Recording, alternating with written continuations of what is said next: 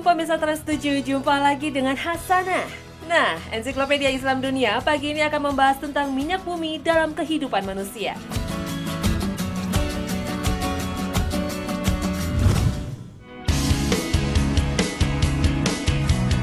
Minyak bumi adalah sumber energi yang paling dibutuhkan manusia. Kebutuhan ini tak lepas dari terciptanya teknologi baru yang memunculkan banyak perangkat berbahan bakar minyak.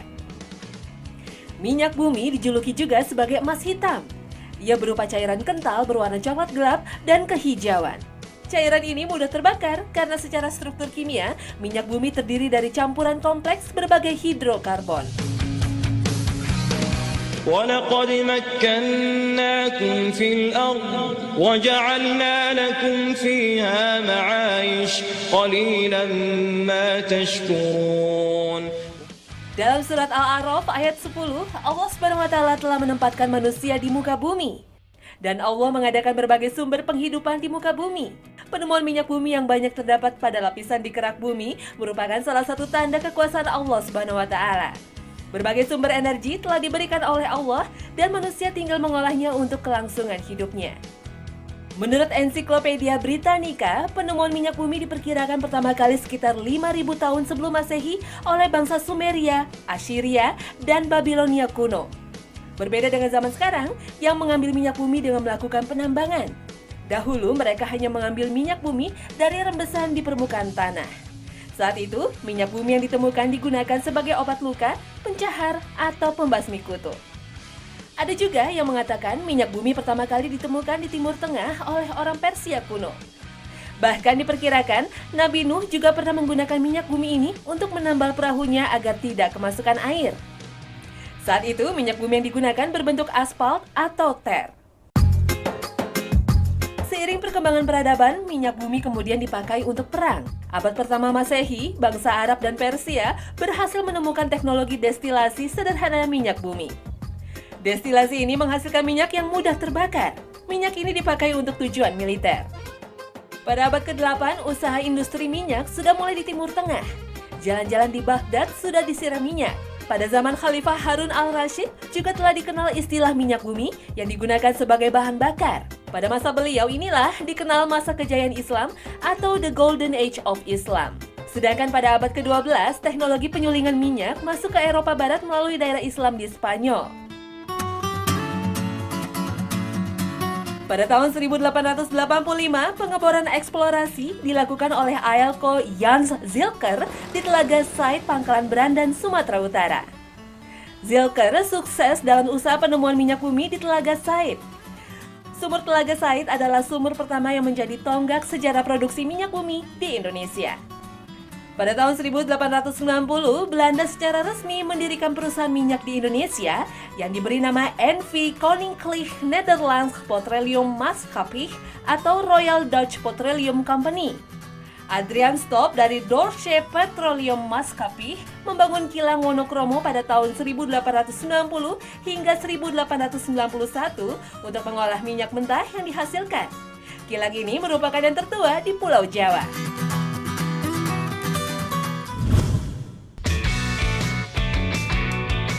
Nah, teori tentang asal-usul minyak bumi baru muncul sekitar 2,5 abad yang lalu. Saat itu, Mikhailo V. Lomonosov, seorang cendekiawan besar Rusia, pada tahun 1757 mengajukan sebuah hipotesis bahwa minyak bumi berasal dari sisa-sisa makhluk hidup. Berdasarkan hipotesis ini, minyak mentah disebut terbentuk dari sisa-sisa tumbuhan dan binatang yang telah mati. Binatang dan tumbuhan purba tersebut terkubur selama jutaan tahun di bawah batuan di bumi dan mengalami tekanan serta suhu yang luar biasa hingga berubah menjadi minyak mentah. Namun beberapa ilmuwan membantahnya. Pada abad ke-19, hipotesis ini untuk pertama kalinya ditolak seorang naturalis dan geolog Jerman kenamaan Alexander von Humboldt dan ahli kimia termodinamik Prancis Louis Joseph Gay-Lussac.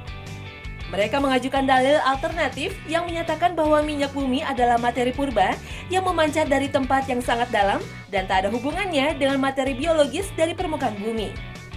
Mereka menyatakan bahwa minyak adalah zat abiotik yang berarti zat ini tidak berasal dari fosil tetapi berasal dari zat anorganik yang dihasilkan secara alami dalam perut bumi.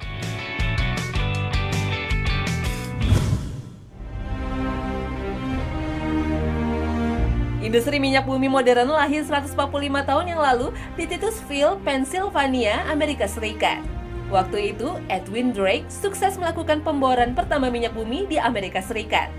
Penambangan minyak di Titusville semakin marak dengan ditemukan jalur minyak baru yang dinamakan Pitts and Hole Creek. Ladang minyak Pitts and Hole Creek telah menghasilkan 3,6 juta bar di tahun 1866. Dengan ditemukannya teknologi mesin, eksplorasi minyak bumi sebagai bahan bakarnya semakin marak dilakukan. Eksplorasi sumber minyak dimulai dengan pencarian lokasi pada permukaan bumi. Apabila ada indikasi tersimpannya mineral, dimulailah pemetaan dan validasi lapangan. Apabila ditemukan lokasi deposit secara tepat, barulah dilakukan uji pengeboran. Wilayah Timur Tengah disebut sebagai daerah yang memiliki cadangan minyak terbesar. Eksplorasi di Timur Tengah dimulai pada tahun 1919. Dan tahun 1927 dilakukan pengeboran sumur pertama dengan ditemukannya lapangan minyak Kirkuk. Tahun 1939, beberapa lapangan minyak raksasa ditemukan di Saudi Arabia dan Kuwait. Proses eksplorasi minyak bumi dilakukan dengan cara pengeboran.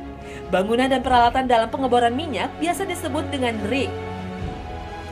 Rig pengeboran bisa berada di atas tanah atau yang disebut dengan onshore dan bisa berada di atas laut atau lepas pantai. Rig lepas pantai ini biasa disebut offshore. Pada pengeboran minyak lepas pantai, eksplorasi bisa mencapai kedalaman lebih dari 1.500 meter. Pada tahun 1960, mulai banyak dilakukan pencarian minyak bumi di lepas pantai. Perusahaan-perusahaan minyak raksasa seperti Chevron, Caltex, dan British Petroleum banyak mendirikan rig lepas pantai demi mengeksplorasi jutaan barel minyak mentah yang masih tersimpan di perut bumi. Di Indonesia, penambangan minyak secara tradisional masih bisa ditemui. Biasanya terjadi di daerah-daerah bekas ladang minyak yang sudah tidak terpakai, seperti di Bojonegoro, Jawa Timur, dan Cepu di Jawa Tengah. Keberadaan ladang minyak ternyata tidak membuat perekonomian masyarakat sekitar menjadi lebih baik. Penambangan tradisional biasa dilakukan oleh warga sekitar. Sumber minyak yang telah ditinggalkan perusahaan besar kembali digali warga demi mengisi periuk nasi dan selembar rupiah.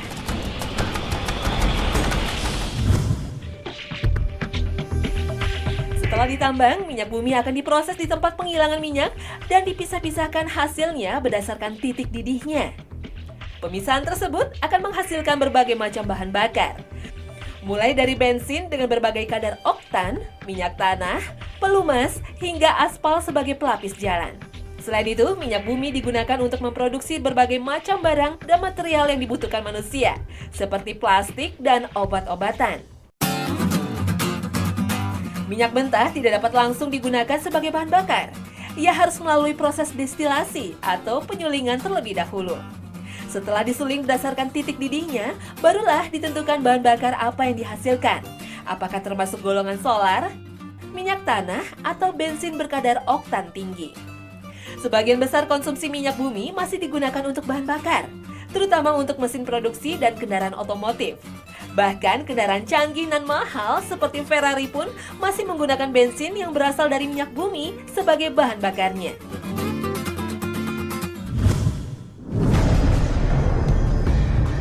Saudi Arabia merupakan negara penghasil minyak bumi terbesar di dunia. Produksi minyak mentahnya mencapai 11,75 juta barel per hari. Dengan cadangan minyak yang terbukti hingga 262,6 miliar barel, Arab Saudi mengekspor minyaknya ke Amerika Serikat dengan ekspor harian mencapai 1,42 juta barel. Arab Saudi juga mengekspor minyak ke negara lain dengan kontribusi minyaknya ke dunia sebanyak 13,24% dari seluruh minyak di dunia. Selain itu, beberapa negara lain di Timur Tengah juga merupakan penghasil minyak terbanyak di dunia. Mereka adalah Kuwait, Iran, dan Uni Emirat Arab. Kuwait memiliki produksi minyak sebanyak 2,75 juta barel per hari, dengan cadangan minyak yang mencapai 104 miliar barel. Sementara Iran memiliki cadangan minyak lebih banyak dari Kuwait, sebesar 135 miliar barel dengan produksi minyak hingga 4,13 juta barel per hari. Selain negara-negara di Timur Tengah, Amerika Serikat juga merupakan negara penghasil minyak terbanyak. Amerika Serikat mampu memproduksi sendiri minyaknya sebanyak 10,59 juta barel per hari. Bila harga minyak mentah saat ini mencapai $88 Amerika per barelnya, dengan angka tersebut, maka Amerika akan menghasilkan 931,9 juta dolar per hari atau 9 triliun rupiah per hari. Apalagi bila dibelikan nasi bungkus yang harganya 10 ribuan, maka hasil minyak Amerika per hari bisa untuk 100 kali makan 9 juta warga Jakarta. Wow, kebayang dong betapa kayanya Amerika dari minyak. Beberapa negara penghasil minyak mendirikan organisasi yang disebut dengan OPEC. OPEC merupakan singkatan dari Organization of the Petroleum Exporting Countries atau organisasi negara-negara pengekspor minyak bumi. Organisasi ini bertujuan menegosiasikan masalah-masalah mengenai produksi, harga, dan hak konsesi minyak bumi dengan perusahaan-perusahaan minyak. OPEC didirikan pada 14 September 1960 di Baghdad, Irak. Saat itu anggotanya hanya 5 negara, yaitu Arab Saudi, Iran, Irak, Kuwait, dan Venezuela. Sejak tahun 1965, markas OPEC bertempat di Wina, Austria. Meski negara-negara di Timur Tengah merupakan penghasil minyak terbesar di dunia, namun Amerika Serikatlah yang menjadi negara penguasa minyak di dunia melalui ExxonMobil. ExxonMobil merupakan perusahaan minyak terbesar di dunia saat ini dengan pendapatan mencapai 112 miliar dolar Amerika pada tahun 2011. Indonesia merupakan daerah investasi unggulan baru ExxonMobil lewat penguasaan kontrak eksplorasi 700.000 hektar di Kalimantan. Saat ini Exxon beroperasi di 32 negara dengan areal eksplorasi 61 juta hektar.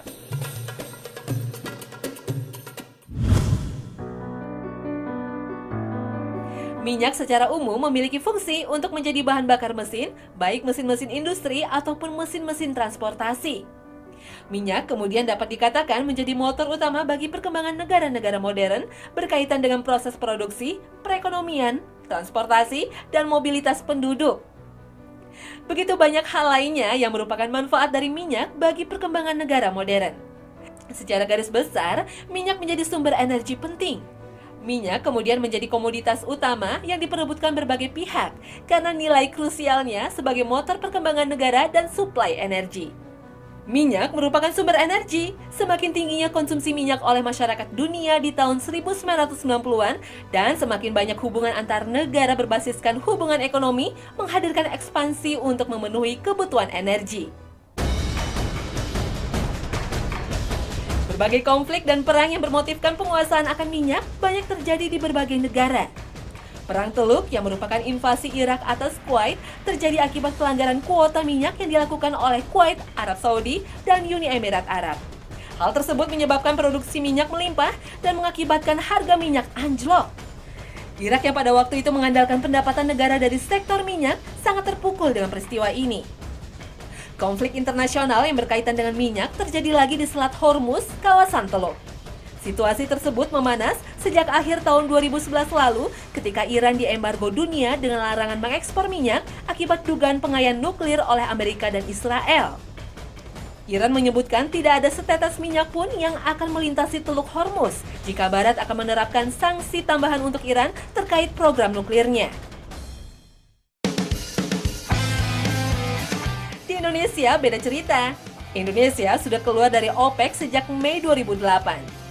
Hal ini dikarenakan Indonesia kini telah menjadi importir minyak sejak tahun 2003 dan tidak mampu memenuhi kuota produksi yang telah ditetapkan. Konflik yang terjadi di negara kita adalah upaya penghematan bahan bakar minyak yang dilakukan pemerintah. Pemerintah telah mengurangi subsidi BBM demi menghemat anggaran pembelian minyak.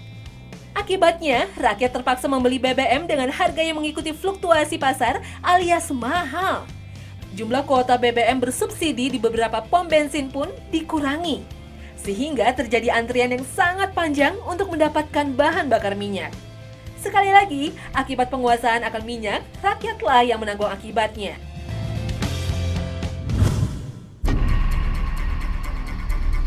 Amerika Serikat merupakan pelaku utama penguasaan minyak di dunia saat ini. Dominasi produksi minyak dunia dikuasai oleh Amerika Serikat, di mana pada tahun 1925, produksi minyaknya telah menyumbang 70% minyak dunia. Kemudian pada tahun 1941 menyumbang 63%, dan lebih dari 50% pada tahun 1950. Menurut Free Trade Watch, pada Maret 2012, 5 dari 7 perusahaan besar minyak dunia dikuasai oleh perusahaan Amerika, yaitu Standard Oil of California, Chevron, ExxonMobil, dan Gulf Oil. Konsumsi minyak Amerika Serikat sangat tinggi dengan fakta bahwa 57% dari semua minyak di AS berasal dari impor. 70% dari semua minyak yang dikonsumsi AS digunakan untuk transportasi. Sebanyak 20 juta barel produksi minyak setiap harinya dikonsumsi oleh Amerika Serikat sendiri, di mana 14 juta barel per harinya dikonsumsi untuk bahan bakar transportasi.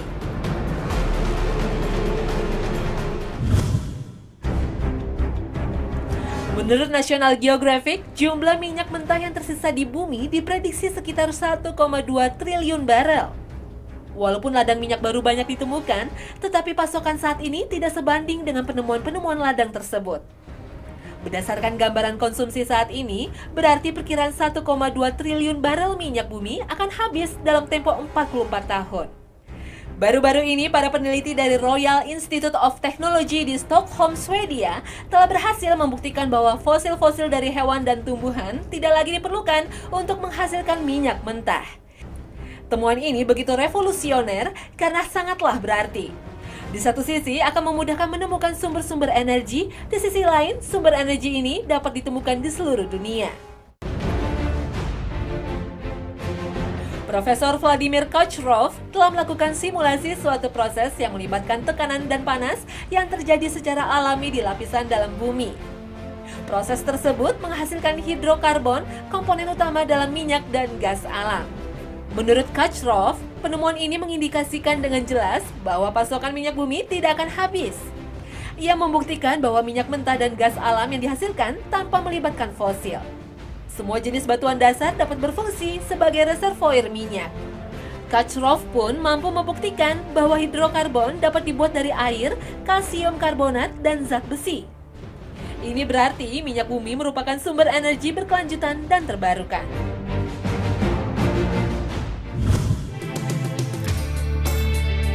Kerusakan alam akibat eksplorasi minyak tetap tak terbantahkan.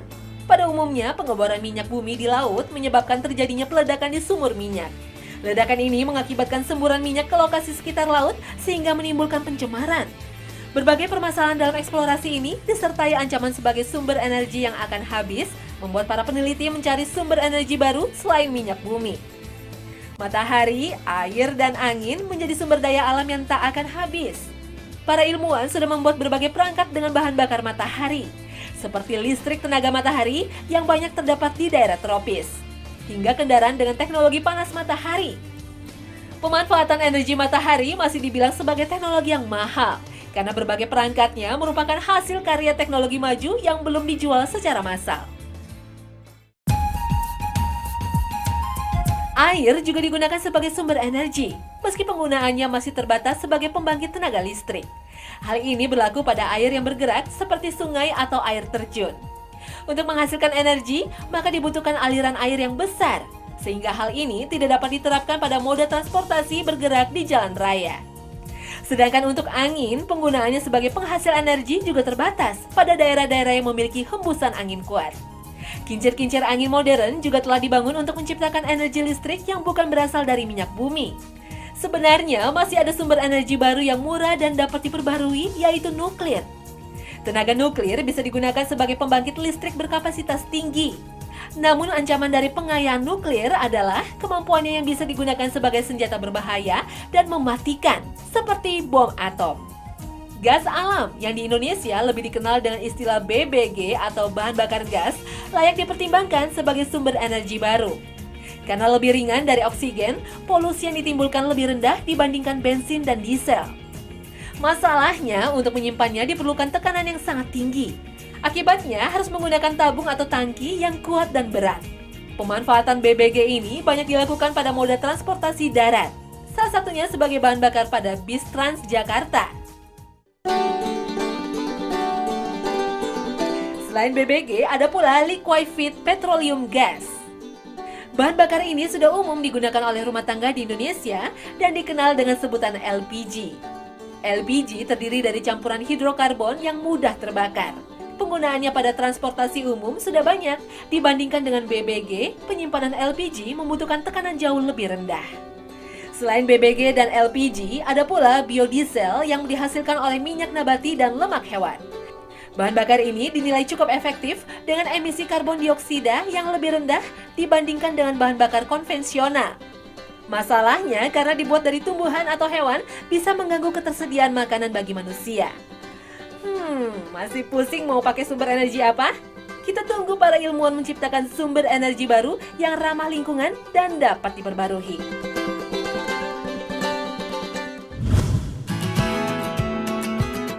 Isu-isu yang berkembang dewasa ini adalah tentang menipisnya sumber daya alam. Sebut saja seperti minyak bumi dan barang tambang lainnya. Manusia membutuhkan energi alternatif untuk bisa bertahan hidup dari apa yang sudah ada sekarang. Manusia diberi akal untuk berpikir bahwa kita di dunia ini punya kemampuan untuk merubah semuanya. Semuanya tentu karena rahmat Allah Subhanahu wa Ta'ala. Manusia diberikan hikmah untuk mengembangkan diri mereka sehingga mereka bisa bertahan di dunia ini. Banyak temuan-temuan peradaban lampau yang bahkan belum ditemukan listrik dan minyak bumi, tapi mereka sudah menemukan hal-hal yang luar biasa. Al-Quran pun telah menceritakan banyak kisah-kisah kaum yang diberikan nikmat yang luar biasa oleh Allah Subhanahu wa Ta'ala. Namun mereka menyia-nyiakannya dan ingkar kepada Rob semesta alam. Hingga didatangkan azab yang tidak pernah mereka sangka-sangka. Misalnya saja kisah kaum Saba. Kaum Saba menurut para ahli adalah kaum yang sangat pintar dalam masalah pengairan. Mereka mampu membendung air sehingga tumbuhlah kebun-kebun di samping kanan dan kiri mereka. Namun karena ingkar, maka Allah mendatangkan azab pada mereka. لقد كان لسبإ في مسكنهم آية جنتان عن يمين وشمال كلوا من رزق ربكم واشكروا له بلدة طيبة ورب غفور. Di zaman kita sekarang, minyak bumi merupakan hasil eksplorasi manusia. Bagi orang yang berpikir sempit, mungkin akan mengira bahwa minyak bumi hanyalah satu-satunya sumber energi yang bisa digunakan. Tidak ada yang lain, padahal matahari masih bersinar, angin masih berhembus, dan air-air masih mengalir. Kalau manusia bisa memanfaatkan itu semua, niscaya mereka tidak akan perlu khawatir minyak bumi akan habis. Sebagai umat Islam, kita harus kembali bertakwa kepada Allah Azza wa Jalla agar diberikan rahmat olehnya. Asalkan manusia bertakwa dan tetap berikhtiar, niscaya Allah akan berikan tambahan rezeki kepada kita.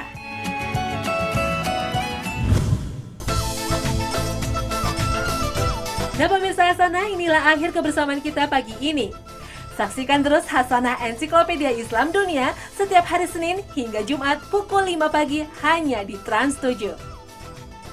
Terima kasih atas perhatian Anda dan wassalamualaikum warahmatullahi wabarakatuh.